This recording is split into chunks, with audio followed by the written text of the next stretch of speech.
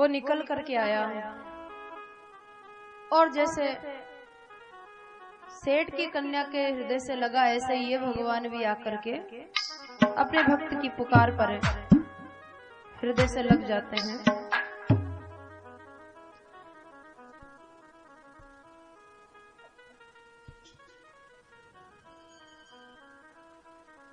वासुदेव परा वेदा वासुदेव परा मखा वासुदेव परा योगा वासुदेव परा क्रिया वासुदेव परम ज्ञानम वासुदेव परम तप वासुदेव परो धर्मो वासुदेव परागति। वासुदेव सब कुछ है। ज्ञान के द्वारा वासुदेव को जाना जाता है, यज्ञ उसी के लिए किया जाता है, योग के द्वारा वासुदेव को प्राप्त किया जाता है, सारी क्रियाएं वासुदेव के लिए है। अगर सब क्रियाओं का जो सार है, रहस्य है, वो भगवान वासुदेव है। इसलिए वासुदेव भगवान ने अपनी अभिव्यक्ति के लिए अनेक अवतार लेते हैं। पहला अवतार लिया भगवान ने सनत कुमारों के रूप में। सनक, सनंदन, सनातन, सनत कुमार 4 भाई हैं, जो ब्रह्मा जी की पहली संतान है। फिर वराह रूप में अवतार लेकर इसे पानी जल में डूबी हुई पृथ्वी को निकाल कर स्थिर किया, जिससे हम सब लोग इस धरती पर पैदा हुए और रह सके आराम से। भगवान ने फिर नारद रूप में अवतार ले लिया, नर नारायण रूप में अवतार लेकर जगत को तपस्या करना बताया। बद्री नारायण में भगवान नर नारायण के रूप में विराजमान है, सूक्ष्म रूप से। इसीलिए फिर भगवान कपिल रूप में अवतार लेकर सारे संसार को अपनी माँ के माध्यम से ज्ञान का उपदेश दिया। दत्तात्रेय जी के रूप में अवतार लिया और यज्ञ नारायण रूप में अवतार लेकर ऋषभ देव जी के रूप में अवतार लिया। फिर पृथु के रूप में अवतार लेकर इस धरती पर बहुत भ्रष्टाचार आदि आदि फैल गया था, जिससे धरती में अन्न उगना बंद हो गया, बरसात होना बंद हो गई, पूरी प्रकृति मलिन और जहरीली हो गई थी।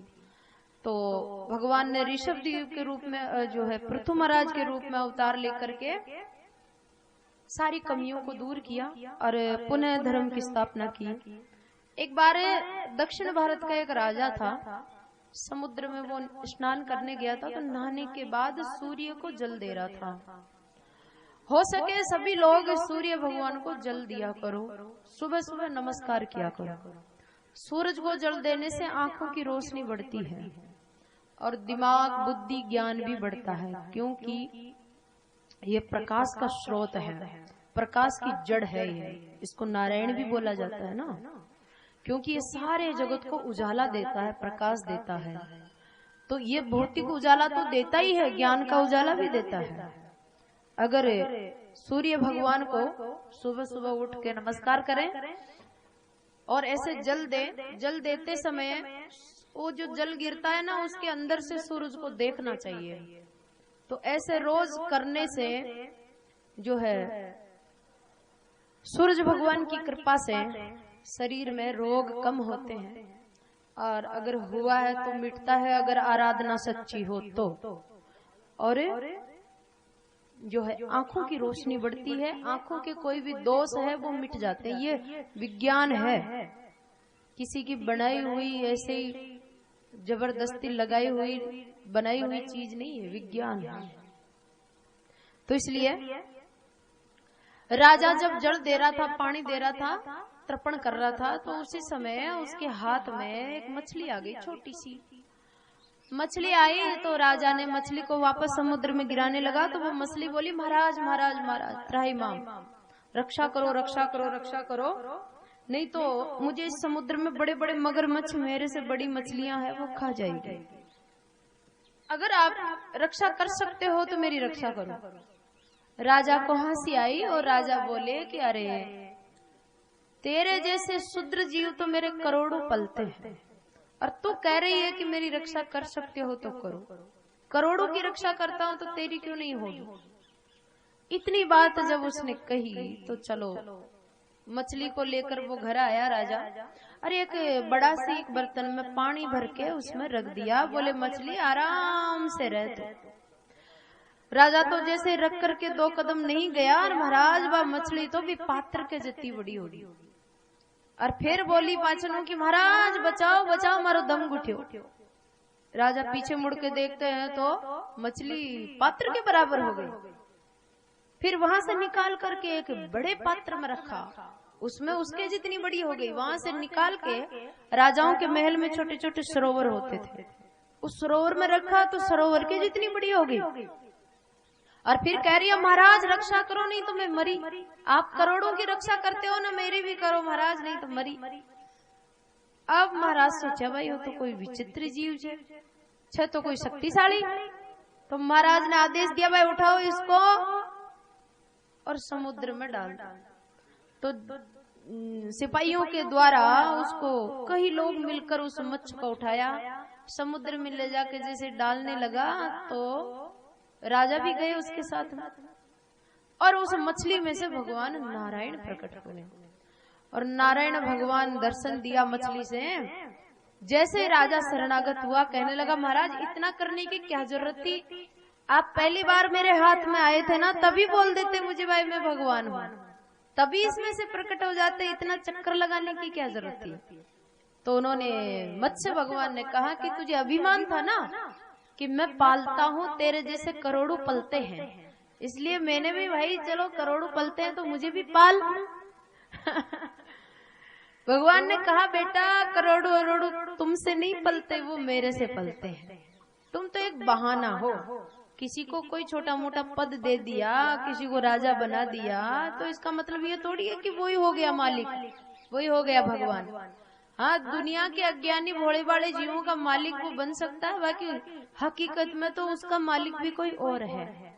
तो इसलिए भगवान बताना चाहते हैं कि तुम्हारे पास कितना वैभव संपत्ति हो, तुम चाहे कितने नौकर चाकर रखते हो, तुम कितनों की रक्षा पालन करते हो, पर इस बात को भूलो मत कि तुम्हारे ऊपर भी कोई मालिक है।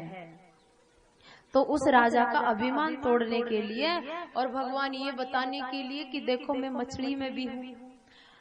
भगवान ने हर जाति में, पक्षियों की जाति में अवतार लिया, पशुओं की जाति में भगवान ने अवतार लिया, मनुष्यों की जाति में भगवान ने अवतार लिया है। क्यों? क्योंकि भगवान बताना चाहते हैं कि जल में थल में रहने वाले छोटे से लेकर बड़े तक सब जीवों के अंदर मैं हूँ और सब मेरे लिए समान है, बराबर है।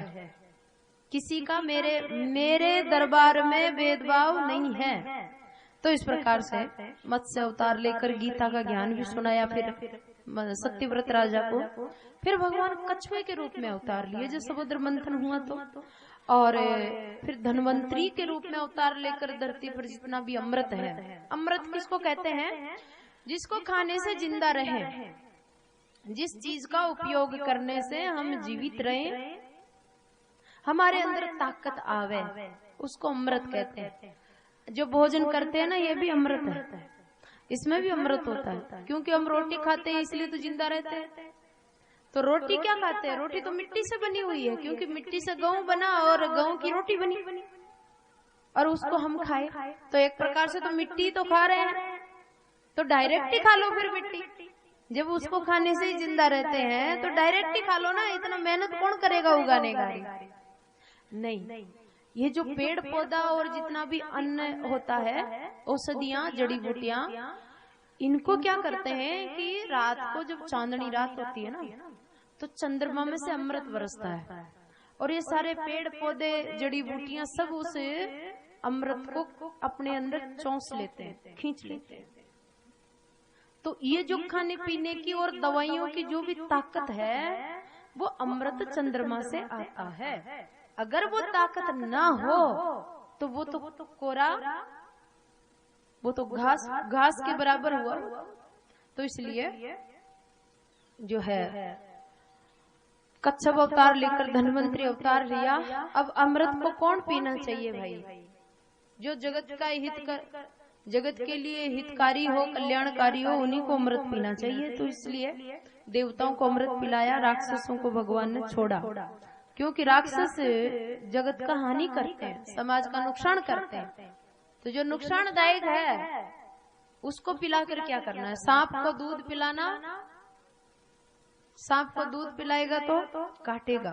ऐसे ही भगवान ने राक्षसों को अमृत नहीं पिलाया। उनको पता है इनको पिलाएंगे तो ये पी के करेंगे क्या? ये संसार को काटेंगे, चारों तरफ से पीड़ा करेंगे, दुख देंगे, इसलिए देवताओं को पिलाया। फिर भगवान ने नरसिंह अवतार लिया खंबा से, और वामन अवतार लिया, राजा बलि से 3 पग भूमि दान में ली, फिर परशुराम जी का अवतार लिया। देखो, हर अवतार के पीछे कोई न कोई उद्देश्य होता है। भगवान कोई भी अवतार लेते हैं उसके पीछे कोई कारण, कोई उद्देश्य होता है। परशुराम जी का अवतार इसलिए लिया कि धरती पर उस समय बड़े बड़े असुर राक्षस राजाओं का रूप धारण करके रह रहे थे, जो बड़े अभिमानी थे, बहुत अभिमानी थे। इसलिए उन सबका अभिमान चकनाचूर करने के लिए, अभिमान दूर नष्ट करने के लिए भगवान ने परशुराम अवतार लिया। अब कुछ लोग जो अज्ञानी हैं वो महाराज परशुराम जी कुआड़े उठा मिला से वह भी कुआड़े उठाओ, और कहते परशुराम जी हमारे, परशुराम जी ने सबको काटा था, हम भी काट डालेंगे सब। तो भैया परशुराम जी तो कठोर तपस्या भी कराया जाता है, भी कर दिखाओ। परशुराम जी की जो माँ थी ना, उसको परशुराम जी के पिता जमदग्नि ऋषि, तो जमदग्नि ऋषि ने उनकी माँ से कहा कि तुम जाओ गंगा जी से पानी का घड़ा भर के ले आओ। तो जमदग्नि ऋषि की पत्नी रेणुका, जो परशुराम जी की माँ है, वो पानी लेने गई, तो वो गंगा जी में कुछ देवताओं के गंधर्व नहा रहे थे और उनके साथ अप्सराएं भी थी। तो वो पानी को घड़ो तो भर ली, पर थोड़ी देर बाद देखवा लगी। अब गंधर्व लोग कहे जब वो बहुत सुंदर है और बहुत बढ़िया गाते हैं, नाचते हैं, तो वो वहां की सुंदरता के प्रति आकर्षित है और थोड़ी सी देर देखवा लगी, तो थोड़ी मोड़ी है, देर लगी। अब महाराज जब पाछी गई तो जमदग्नि ऋषि बाहर देख रहे थे, भाई आई कौन, आई कौन, आई कौन। तो जमदग्नि ऋषि पूछा कि भाई इतने टाइम कड़े लगाया? तो उसने जवाब दिया कि महाराज ऐसे गंधर्व लोग नहा रहे थे, मैं तो उनको देखने लगी। तो जमदग्नि ऋषि ने कहा कि तूने क्यों देखा? दूसरे पुरुष की सुंदरता को क्यों देखा? शास्त्र के अनुसार जो औरत होती है वो केवल सुंदरता अगर देखे तो अपने पति में ही देखे, दूसरा में नहीं। अगर दूसरा में देख रही है तो उसका पतिव्रत नियम भंग हो गया। किसी पुरुष की सुंदरता देखेगी तो वह भी करेगी, वाह कितना अच्छा है, ये भी आएगा। तो पति के होते हुए किसी को अच्छा बोलना, उसकी सुंदरता निहारना, ये अपराध है। तो जमदग्नि ऋषि ने कहा कि तूने अपराध किया, पाप किया है, इसलिए सजा मिलेगी। परशुराम को बुलाया, बेटा इधर आओ, मेरी आदेश है कि तेरी माँ का गला काट डालो। परशुराम जी को आदेश दिया पिताजी ने कि माँ को मार डालो। पहले परशुराम जी 8 भाई थे, 8, तो उन 7 भाइयों से कहा कि एक से कहा कि तुम मेरे बेटा हो, बोले हाँ, तो मेरी आज्ञा का पालन करो, अपनी माँ का गला काट डालो। सब मना कर दिए, एक के बाद एक, 7 ने मना कर दिया। 7 ने मना किया तो 8वां नंबर परशुराम जी बचा। परशुराम जी से पिताजी ने कहा, बेटा तू भी इनकी तरह करेगा या आज्ञा का पालन करेगा? बोले पिताजी जो आदेश दोगे वही करूंगा। बोले तेरी आदेश यही है कि तेरी माँ का गला, और ये तेरे 6 भाई है ना, 7 है, इन्होंने मेरी आज्ञा का पालन नहीं किया, इसलिए इनका भी 7 माँ बेटाओं को एक साथ उतार दे। मेरी आंखों के सामने ये आदेश है। जैसे ही आदेश दिया तो परशुराम जी ने उठाया अपनी कुल्हाड़ी और 7 भाई और 1 माँ, 8 को पिताजी के सामने एक ही बार में सुला दिया। अब परशुराम जी फिर पिताजी के ढोकर बोले कि पिताजी अब आदेश। पिताजी ने कहा आदेश नहीं, अब तो आशीर्वाद। बोले काई आशीर्वाद, काई देला? बोले तू जो चाहे वही मांग ले। जो चावे वो ही मांग ले। देखो परशुराम जी ने क्या मांगा कि मेरे 8 भाई और मेरी माँ वापस जिंदा भी हो जाए और उनको ये याद नहीं रहे कि मैंने उनको मारा। क्योंकि परशुराम जी को पता था क्या कि ये पिताजी का इतनी सामर्थ्य है, शक्ति है कि ये मैं इनकी आज्ञा का पालन किया आशीर्वाद जरूर देंगे और आशीर्वाद में मैं जो मांगूंगा वो देंगे, तो मैं यही मांगूंगा। तो इस प्रकार से महाराज परशुराम जी के देखा देखी नहीं करनी चाहिए। उन्होंने तो बहुत तपस्या की थी, बहुत तपस्या की थी। आप एक दिन तो उनके जैसे तप करके देखो। तो ये सब अज्ञान की बातें हैं। भगवान का अवतार किसी भी जाति में हो सकता है, किसी भी मजहब में हो सकता है, किसी भी देश में हो सकता है। अरे इंसान में क्या, पशु पक्षियों में भगवान का अवतार हो रहा है ना। तो भगवान सबके होते हैं, चाहे वो किसी भी जाति में हो। और वो जाति का पक्ष लेने के लिए अवतार थोड़ी ले रहे हैं वहां पे। लेकिन हम छोटी बुद्धि के लोग पकड़ पकड़ के बैठ जाते हैं, ये हमारे भगवान, ये हमारे गुरुजी, वो उनके भगवान, वो उनके गुरुजी। गुरुजियों को भी बांट देते हैं, जाति में बांट देते हैं। गुरुओं को, संतों को कभी जाति में मत बांटो। वो तो महाराज भी जाति को संत से, ओ माँ की जाति को जे, ओ बड़ो से ओ छोटो से। संत छोटो बड़ो को ने ताकि बुद्धि छोटी बड़ी है। क्योंकि ज्ञान की बुद्धि ऐसे बयान कोई सामने वालो दिखाई दे छे, तो जहाँ न्याय होती है वहां भी अन्याय कर देते हैं। तो कह रहे हैं परशुराम जी ने अभिमान, राजाओं को मारने की कोई जरूरत नहीं थी। उन राजाओं के अंदर जो अभिमान था उसको मारे थे उन्होंने। फिर वेद व्यास जी का रूप में अवतार ले वेद शास्त्रों का विस्तार किया। राम जी के रूप में अवतार लिया, जगत को बहुत सारी शिक्षाएं दी। और बलराम जी के रूप में, कृष्ण भगवान के रूप में अवतार लिया। हंस भगवान के रूप में अवतार लेकर ब्रह्मा जी को शिक्षा दी। हैग्रीव रूप में अवतार लेकर भगवान ने एक हैग्रीव नाम के राक्षस का वध किया, जो वेदों को चुरा कर ले गया था पाताल में। वेद यानी ज्ञान, वेद यानी नॉलेज।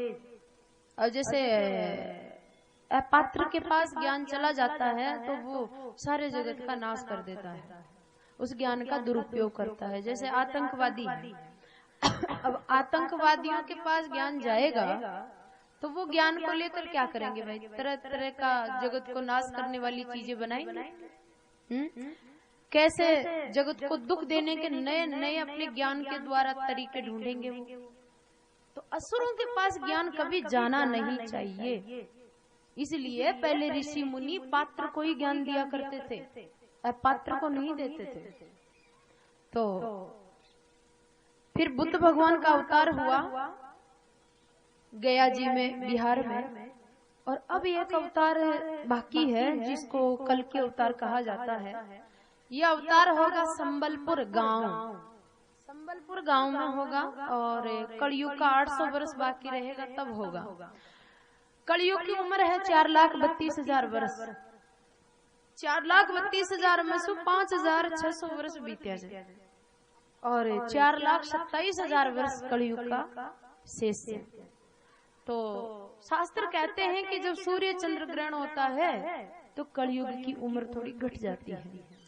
तो फिर भी घटेगी तो भी लाखों वर्ष तो बचेगी ही ना। तो लाखों में से अभी 5,600 वर्ष बीता, बाकी का समय बाकी है। तो इसका मतलब यह है कि कलयुग का भी जन्म हुआ है, केवल जन्म।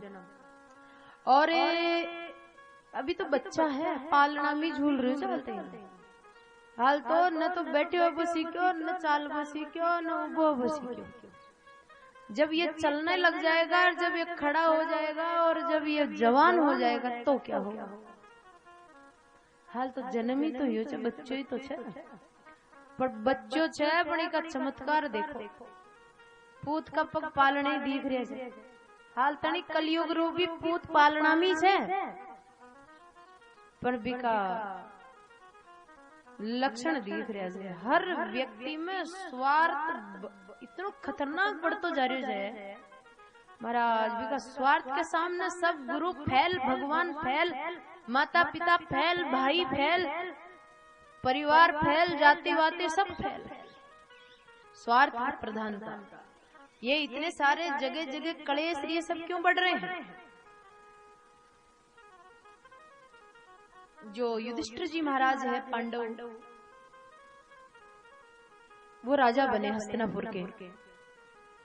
तो देखो जब द्वापर था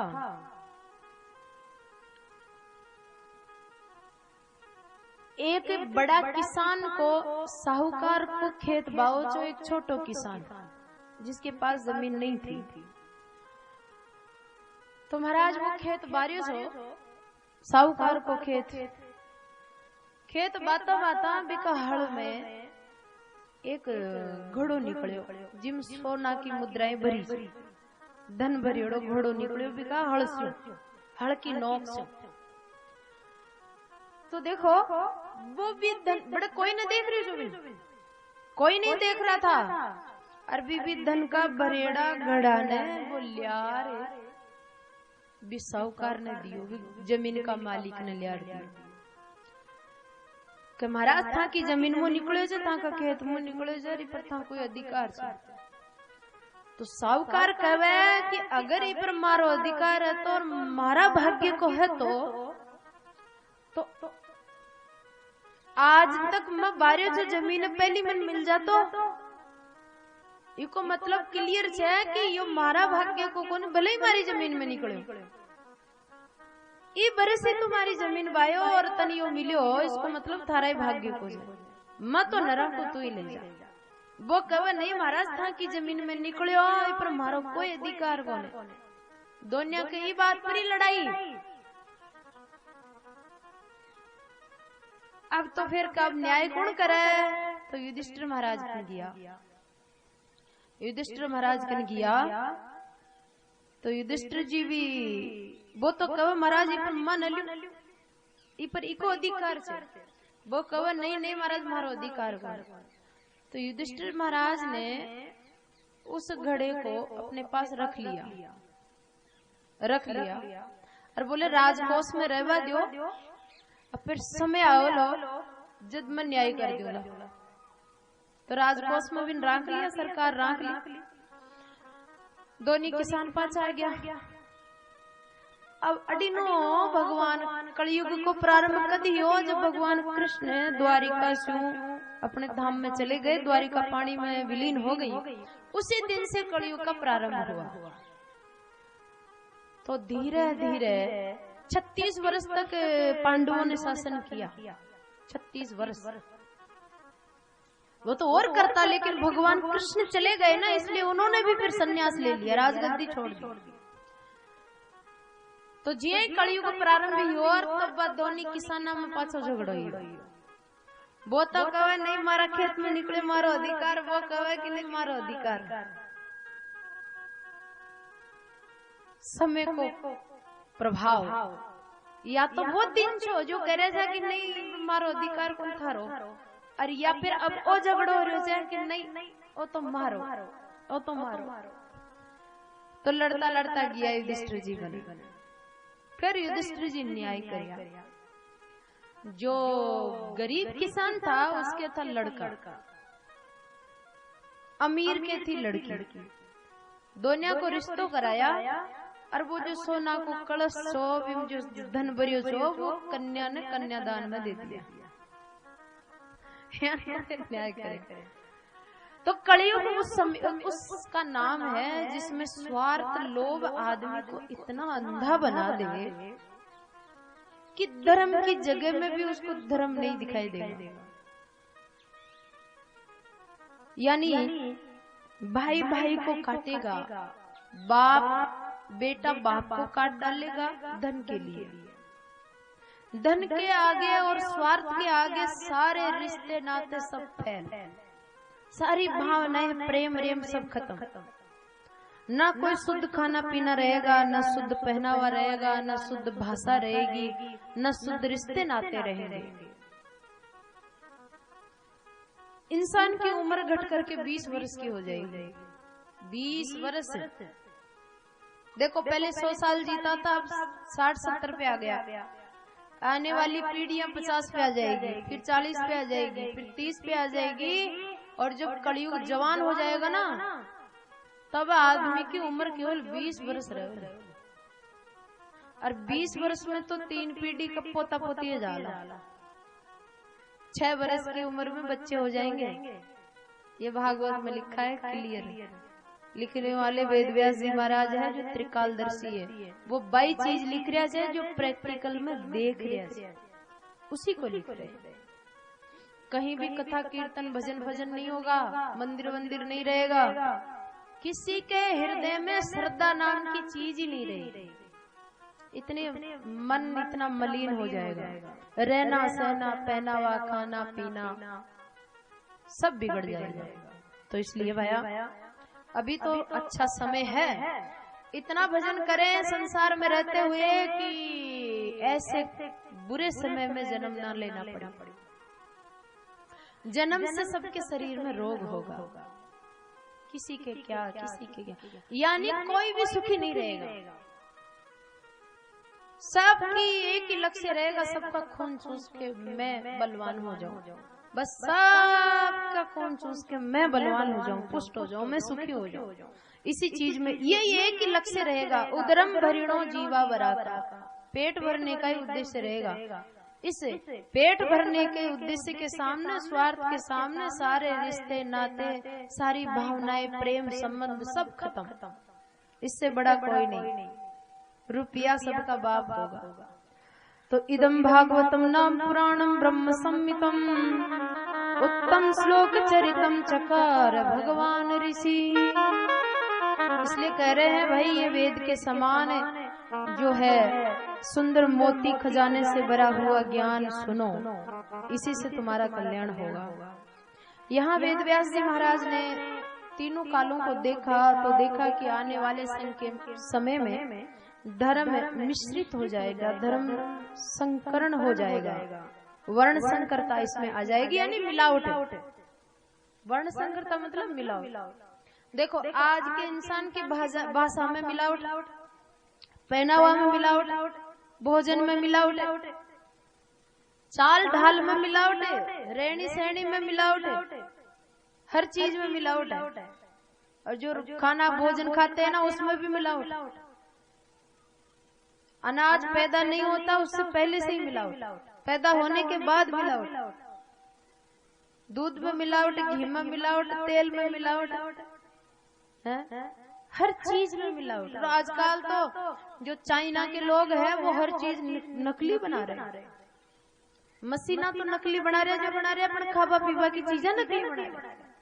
इसलिए जितना भी जो है नई नई बीमारियां आ रही है, ये बारिश आ रही।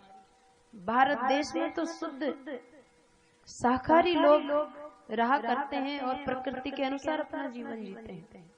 बाहर के लोग जो है नई खाने की चीजों को खा जाते हैं। इस धरती के ऐसा कोई जीव जंतु नहीं, ऐसा कोई कीड़ा मकोड़ा नहीं जिसको विदेशी लोग समझो।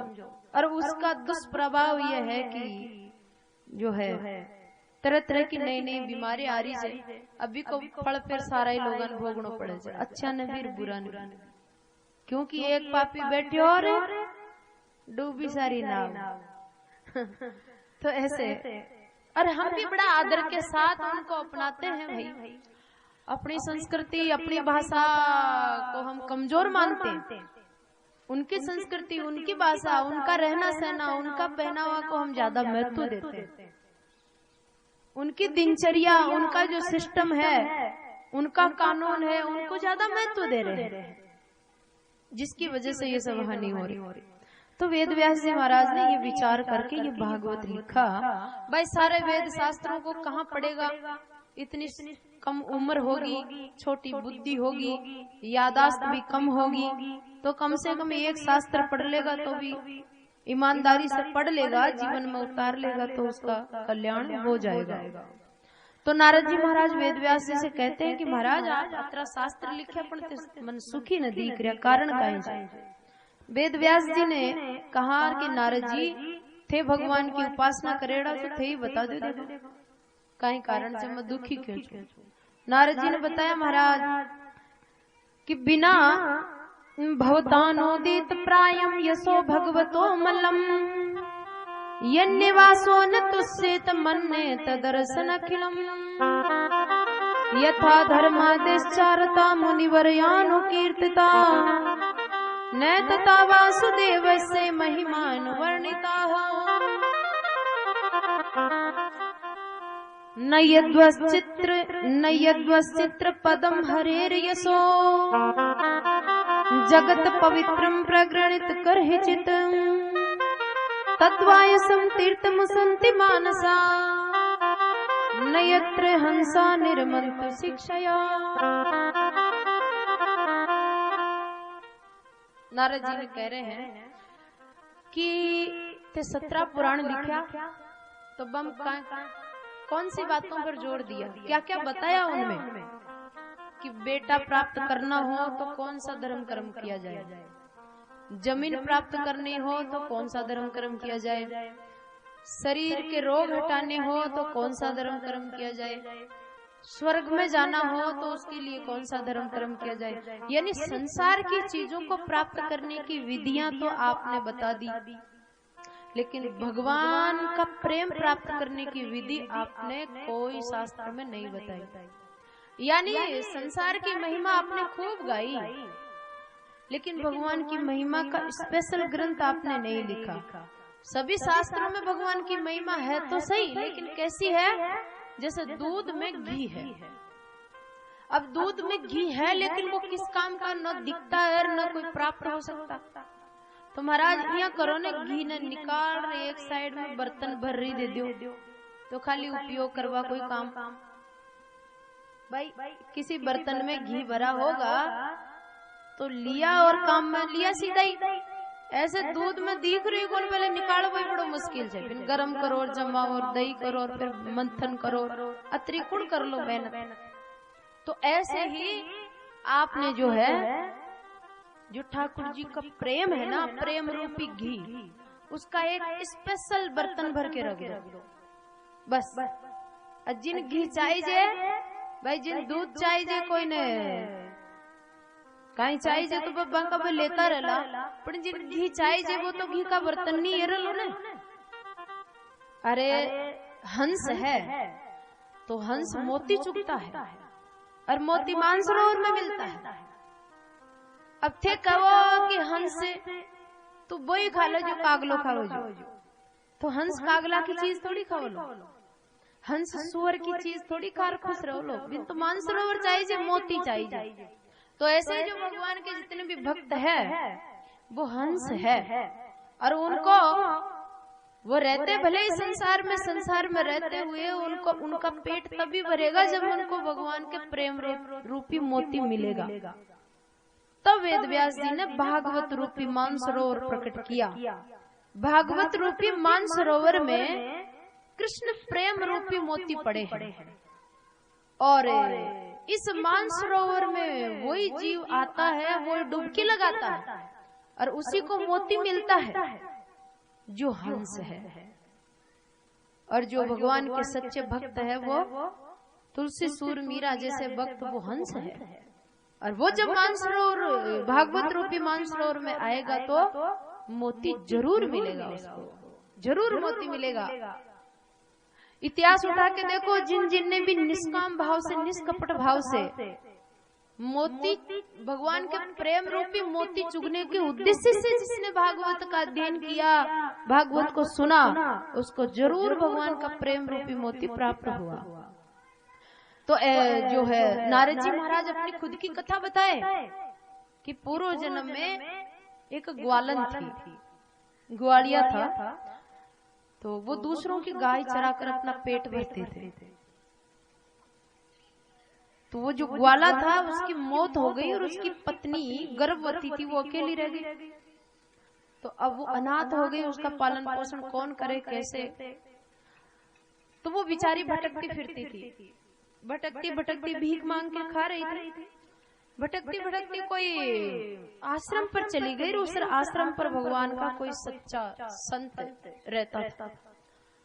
तो संत ने कहा कि बेटी तू भिक्षा क्यों मांगती है, आराम से आश्रम में रह, तेरा पालन पोषण हो जाएगा, तू गाय माता की सेवा करना या आए हुए साधु संतों की सेवा करना, तो तेरे होने वाला बच्चा का भी कल्याण होगा। नहीं तो ऐसे तू भीख मांग रहे, रोड पर होने वाला बच्चा भी भीख ही मांगेगा। क्यों? क्योंकि आदमी जो जिस वातावरण में रहेगा वैसा ही बनेगा। भाई जो जीव बचपन से जैसे वातावरण में रहा वैसा ही बनता है वो। जैसा कान से सुना, जैसा आंख से देखा, जैसे माता पिता को, दादा दादी को, आस पड़ोस के लोगों को, जिस समाज में है उस समाज के लोगों को, वो लोग जैसा कर रहे हैं वैसा ही वो खुद हो जाता है, वैसा बन जाता है। तो इसलिए कि तू अगर रोड पर इस प्रकार भीख मांगेगी तो तुम्हारी संतान भी नॉर्मल पैदा होने के बाद वो भीख मांगना उसके लिए आसान, बड़ी बात नहीं है। और इससे तुम्हारी जो है दुर्गति होगी। इससे बढ़िया है कि तू यहाँ सेवा कर। तो चलो वो आश्रम में रहने लगी, गाय माता की सेवा करती, साधु संतों की, आए हुए अतिथियों की सेवा कर देती। बच्चा हुआ, धीरे धीरे बड़ा हुआ। अब उसका जन्म भी संतों के बीच में हुआ, पालन पोषण भी संतों के बीच में ही हुआ। अब रोज संतों की वाणी सुनता, संतों का दर्शन करता, सुबह शाम कीर्तन सुनता, भागवत जी की कथा सुनता 2 बार, सुबह शाम 1-1 घंटा भागवत जी की वाणी सुनता। तो धीरे धीरे वो बच्चा 5 वर्ष का हो गया। रोज बगीचे में से फूल तोड़ के लाता, हार बनाता, भगवान को पहनाता, संतों को पहनाता। तो वो बच्चा धीरे धीरे बिल्कुल भगवान संतों का पूरा आचरण उसके अंदर उतर गया। देखो जो शिवाजी है ना, शिवाजी महाराष्ट्र में शिवाजी हुए, शिवाजी बहुत महान हुए हैं। देशभक्त भी थे वो और भगवान के भक्त भी थे। दोनों भक्ति थी उनके अंदर, देशभक्ति भी, भगवान की भक्ति भी। इधर तो महाराष्ट्र में अकेले शिवाजी थे और राजस्थान में अकेले महाराणा प्रताप थे। बाकी के सारे राजा बिके हुए थे मुगलों को। जो मुस्लिम राजा थे मुगल, उनको बिक गए थे सारे राजा, इसलिए तो विदेशियों का आक्रमण हुआ। अरे अपने देश में, अपनी जमीन पर, अपने घर में दूसरा का पग कब पड़ता है? जब घर में फूट हो। घर में फूट ना हो तो दूसरा की हिम्मत नहीं कि वो अपने घर में आ जाए और अपने घर में आके राज करे, सवाल ही पैदा नहीं हो। इसलिए राजस्थान में महाराणा प्रताप और महाराष्ट्र में शिवाजी। महाराणा प्रताप भी भगवान कृष्ण और शंकर भगवान के भक्त थे, और उधर शिवाजी भी शंकर भगवान के और विठ्ठल भगवान के भक्त हैं। उस समय महाराष्ट्र में संत तुकाराम, ज्ञानेश्वर जी और ये गोरा कुंभार, ये बहुत सारे भक्तों का जन्म हो रखा था। शिवाजी इन सब भक्तों के पास जाते थे, भागवत सुनते थे, सत्संग सुनते थे, कीर्तन सुनते थे, जबकि उनको फुर्सत नहीं मिलती थी। उस समय चारों तरफ से आक्रमण चलता था। कभी कौन से खान का आक्रमण चल रहा है, कभी कौन से बादशाह का चल रहा है, कभी कौन से का चल रहा है। लेकिन शिवाजी को इतना महान किसने बनाया था? उसकी माँ ने। बाप तो था ही नहीं वहाँ। बाप को तो दुश्मनों से लड़ने में वो तो घर में कभी आता ही नहीं था, बाहर ही रहता था। तो शिवाजी की माँ क्या करती थी? जब शाम को उसका बेटा उसके पास आता तो 2-3 घंटे महाभारत की कथा सुनाती, भागवत की कथा सुनाती, शिव पुराण की कथा सुनाती, रामायण की बातें सुनाती, और ये सब महान पुरुषों का चरित्र सुना करके शिवाजी बड़े होते होते तो खुद महान बन गए। क्योंकि आदमी जैसा कान से सुना, जैसा देखा, उसका असर बहुत पड़ता है। और वो इतने बड़े देशभक्त और भगवान के भक्त हुए कि आज भी सब लोग उनकी याद करते हैं, सबको जय जयकार करते हैं। और जो थोड़े थोड़े धन में बिकने वाले जो राजा लोग थे, जिन्होंने विदेशियों का साथ दिया, जो थोड़े थोड़े 10-5 साल की राजनीति के लिए, स्वार्थ के लिए बिक गए थे, उनकी नामो निशानी नहीं है। तो इतना महान कैसे बने? उन्होंने सत्संग किया था, उनकी माँ ने उनको महान बनाया था। तो इसलिए ये बच्चा कह रहा है और भागवत कह रही है कि ऐसे ही जो ग्वाले का बालक है वो संतों के बीच में रहा, धीरे धीरे धीरे धीरे दूसरे जन्म में तो वो नारद बना, देव ऋषि नारद जी बन गया, संग से, ज्ञान से, सत्संग से। बोल भक्त वत्सल भगवान की जय हो, वृंदावन बिहारी लाल की जय हो। हरि बोल, हरि बोल, हरि बोल, हरि बोल, हरि बोल, हरि बोल। जय जय श्री राधे।